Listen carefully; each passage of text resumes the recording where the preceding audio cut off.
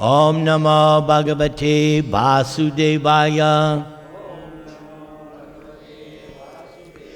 Om Namo Bhagavate Vasudevaya.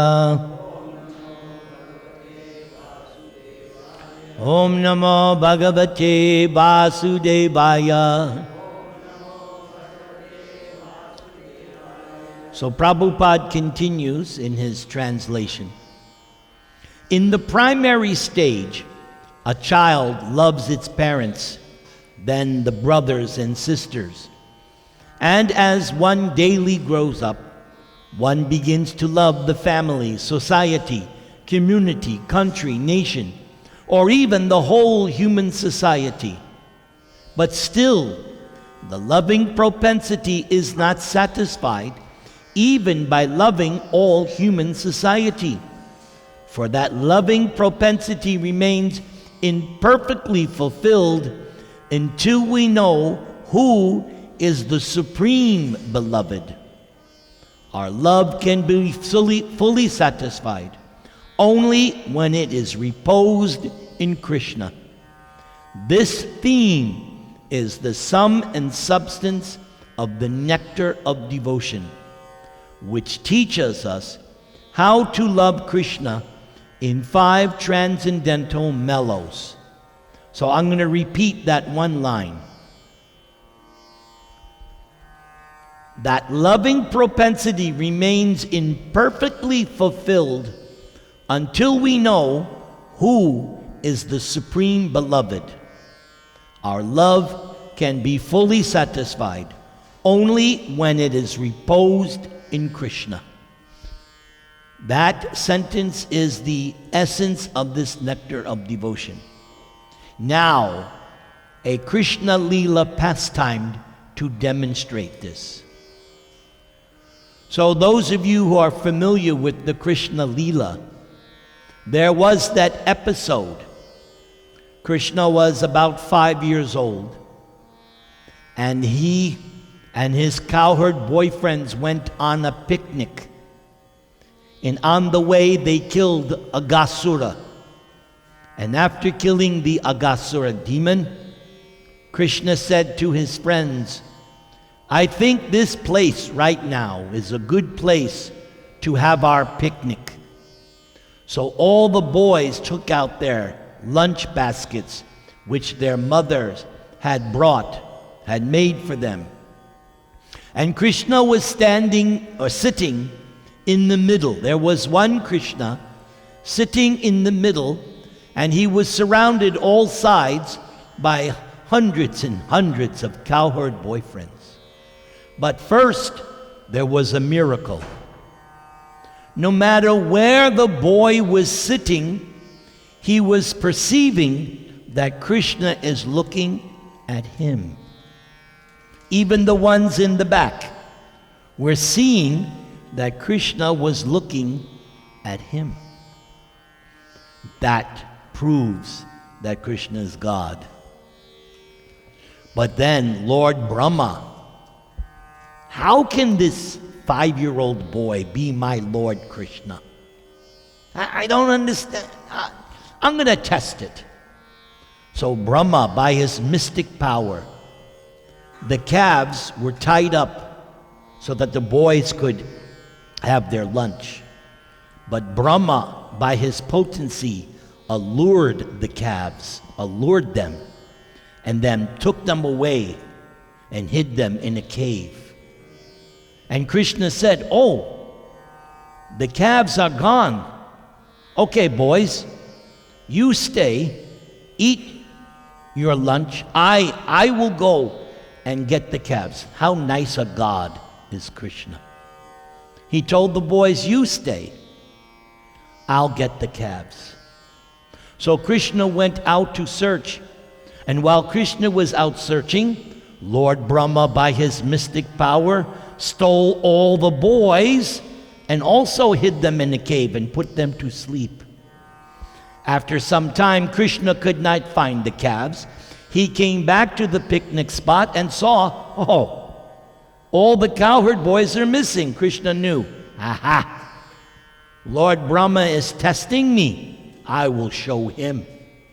How can I go back home without the calves and the boys? The mothers will be so distraught. So what did Krishna do? He expanded himself.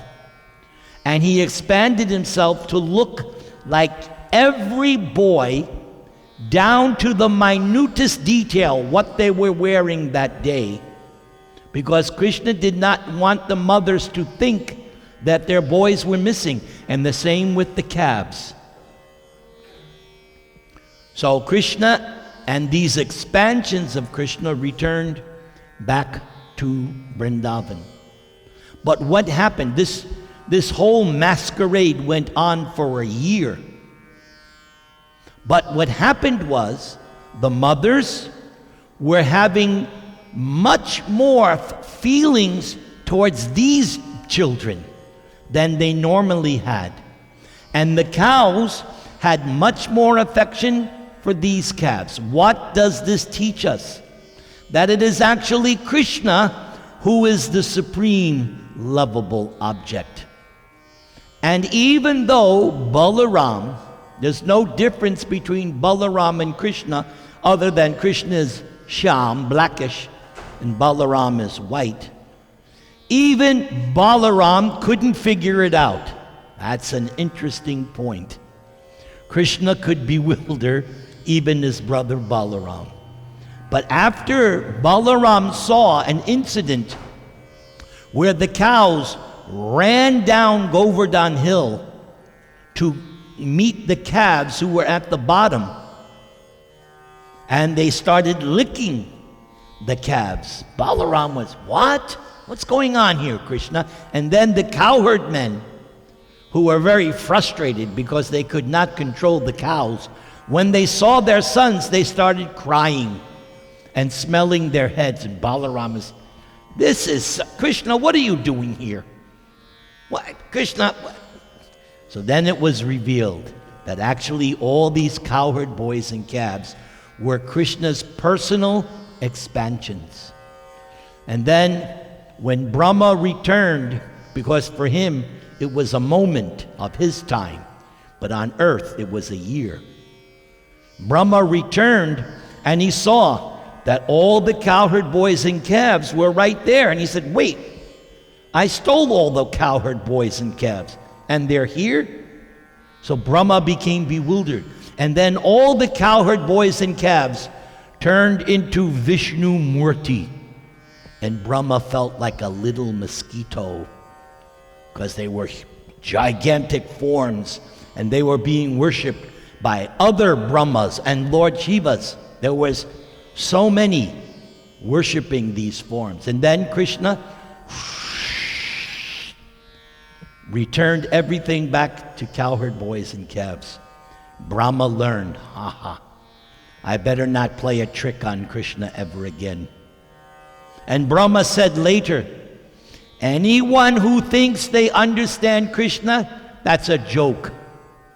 Because even I, Lord Brahma, who is considered the most intelligent person in the universe, that's why you don't get to be Brahma by going on TV and advertise and having a campaign. Like now for the next year, all the candidates are going to say, vote for me, vote for me, vote, right? They have to sell it. And you need lots of money to run in the election. You don't have enough money? Get out of here. But Brahma, you cannot do that. You cannot pay your way.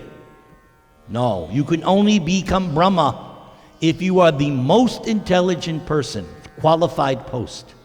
So Brahma said, someone may say they understand Krishna. That's a joke.